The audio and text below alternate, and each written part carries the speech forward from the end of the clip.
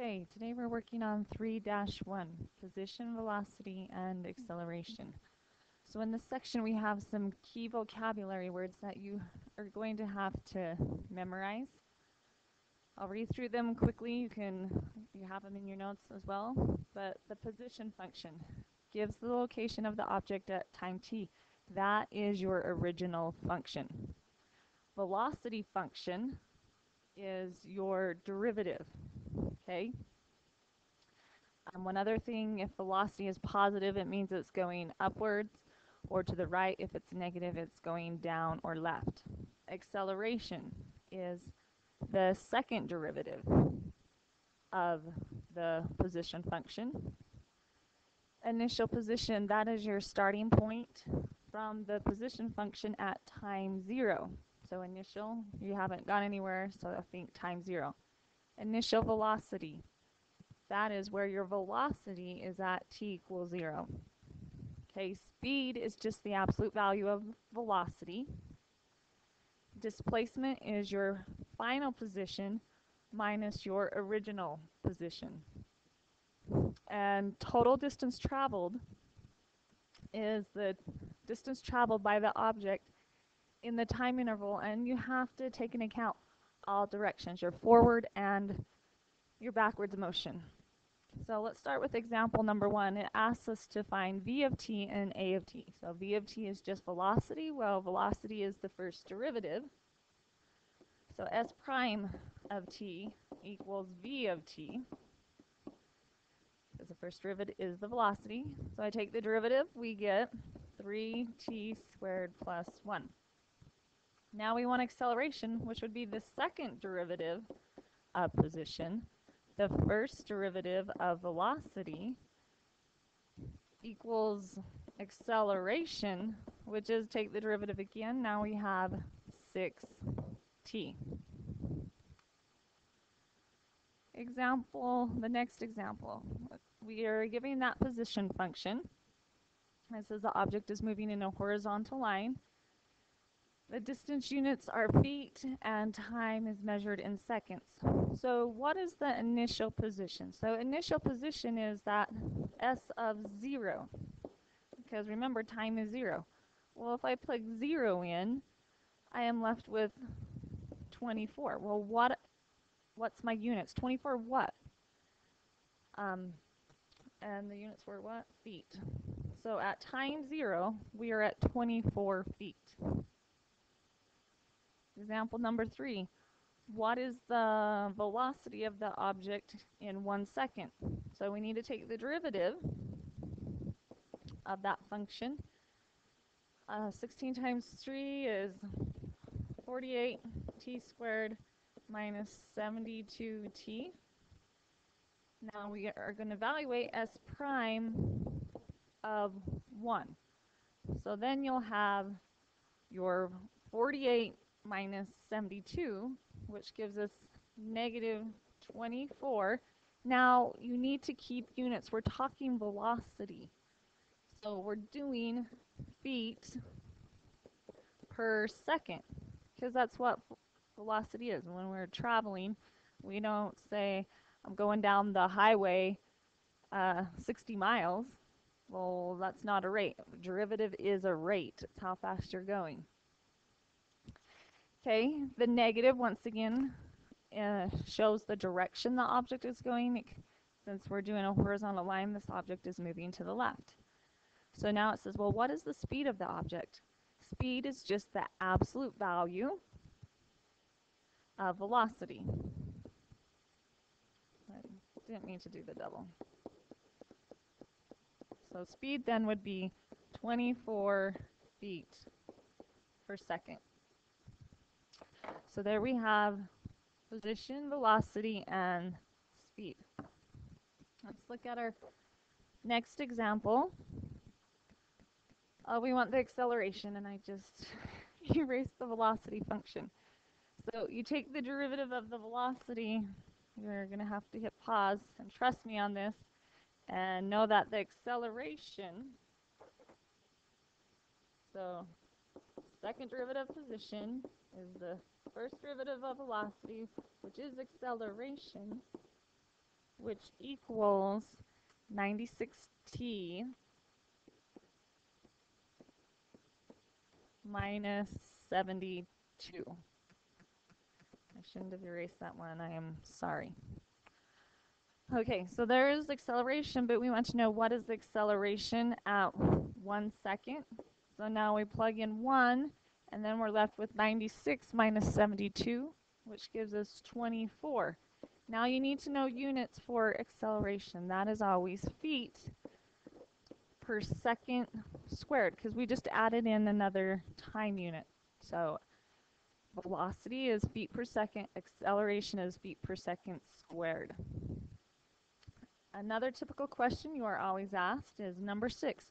When is an object at rest? And so you want to be thinking that is when your velocity is set equal to 0. And I should not have erased that velocity equation. So the original velocity equation was, let me erase this so I have more room.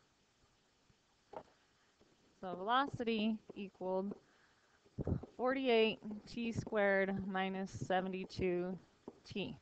So as we look at this problem, I want to know when it's at rest, and that's when its velocity will be equal to 0. So I'm going to set this equal to 0 and solve for t. So how do we solve this type of a problem? Well, we need to factor out. We're going to factor out 24t. If I factor 24 from 48, we're left with 2t. 24t from 72t leaves us 3t. So then I set each thing equal to 0, and I get 0 and 3/2. So the object is momentarily at rest at time equals 0 and 3/2. So you're going to have to keep these numbers in mind as you turn your page, so don't lose them, because I think the next problems continue with them.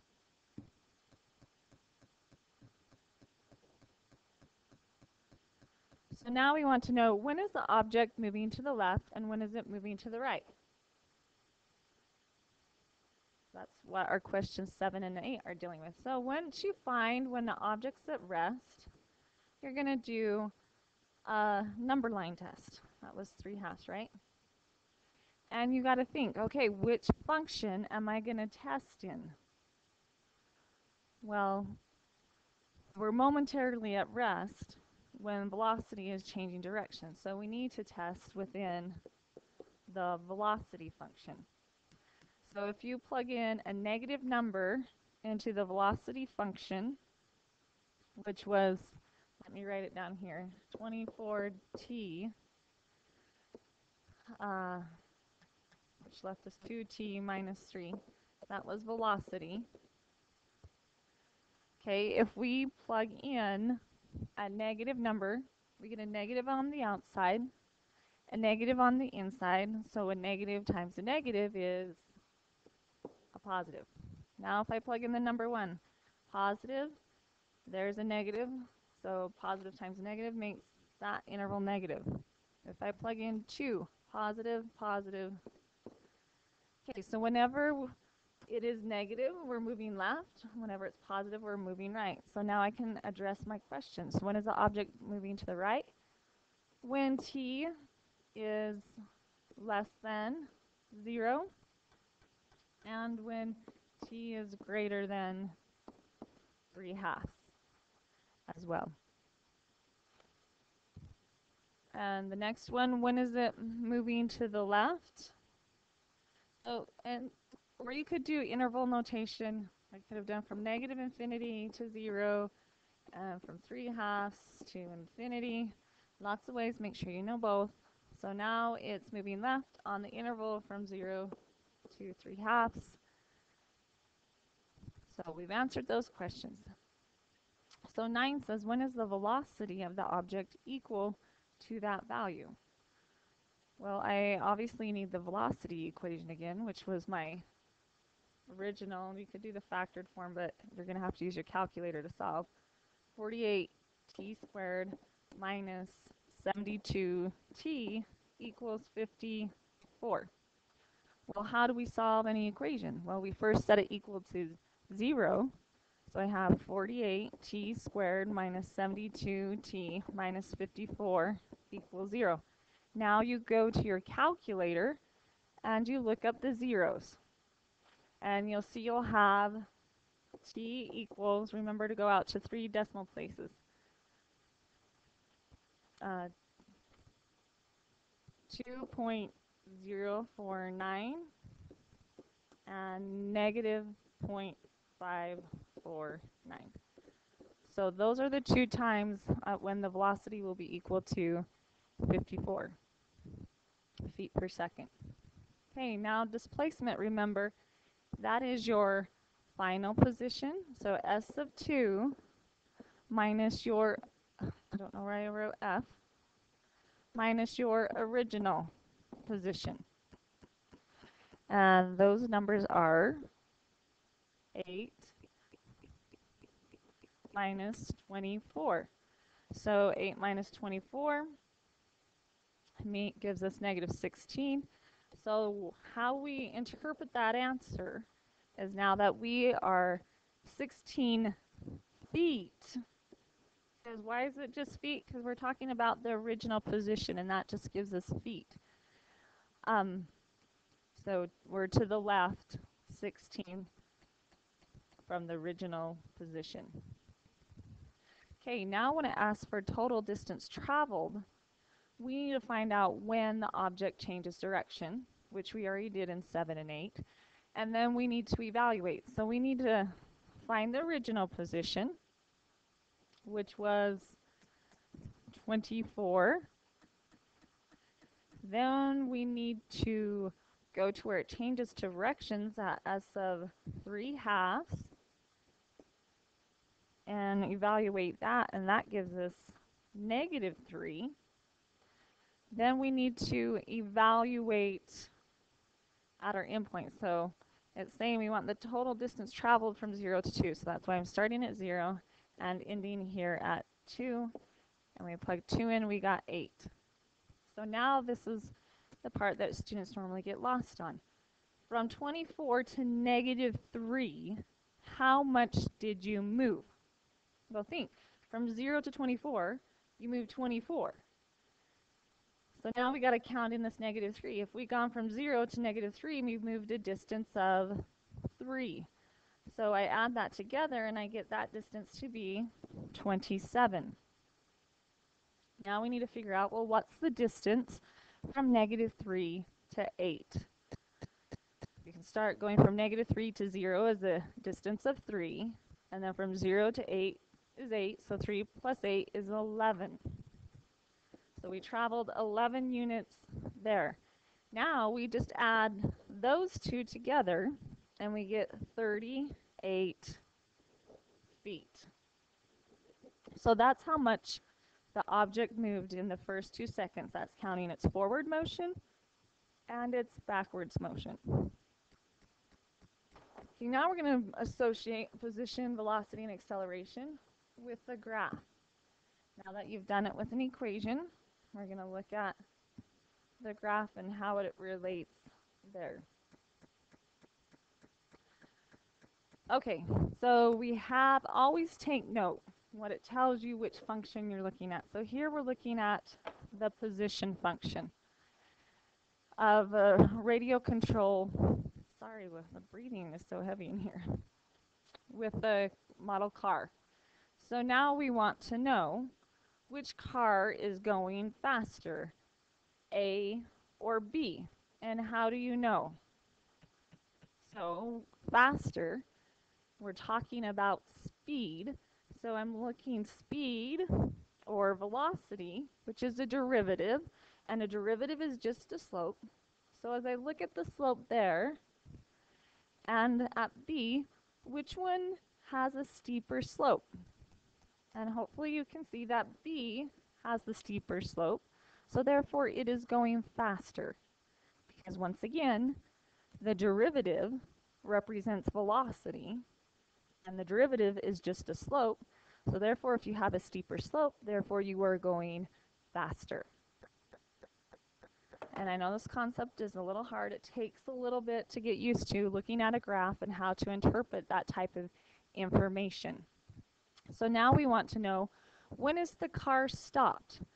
So if you're stopped, that means your velocity is going to be 0 because you are not moving. So I want to be thinking, where do I see a slope of 0? And hopefully you've noticed from C to D, what type of slope is going on right there? That is a slope of 0. Okay, now we want to know, at what point was the car's velocity the greatest? So looking here, some of you might first come over here and say E. But if I'm asking the greatest, why isn't it not E? That's negative, so it means we are going down, slowing down. Okay, so the velocity, it wouldn't be the steepest there. It's going to happen at B because, once again, it's a positive slope and it's the steepest. At 15, at which point was the car's speed the greatest? Speed is the absolute value of velocity. So now I can look at those negative slopes and see, where is it the steepest? And we can see right at E, that is the steepest slope. So therefore, E is the answer, because we take the absolute value, which takes the negative away. So I know that's a little complicated. We went through it kind of fast. Repeat it again if you need to. The last 3 examples, we're going to talk about a vertical motion. So we're given this position function, and it's given to you feet per second. I was trying to find the time. So feet per second. And it says find the initial velocity. So remember, initial velocity, we take the derivative. So we get negative 32t plus 48. And then we evaluate v of 0 because we want the initial at time 0, which wipes that out, which gives us 48. Now what are the units? I'm talking velocity. So feet per second.